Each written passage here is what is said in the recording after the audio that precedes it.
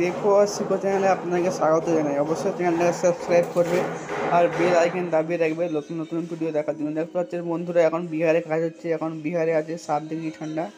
আপনারা দেখতে পাচ্ছেন সকাল সকাল উঠে আমরা কাজে লেগে গেছি, কারণ 10 তারিখে ওপেনিং আছে। 10 তারিখে ফিনিশ করতে হবে, 10 তারিখে ফিনিশ করতে হবে, 20 তারিখে ওপেনিং আছে।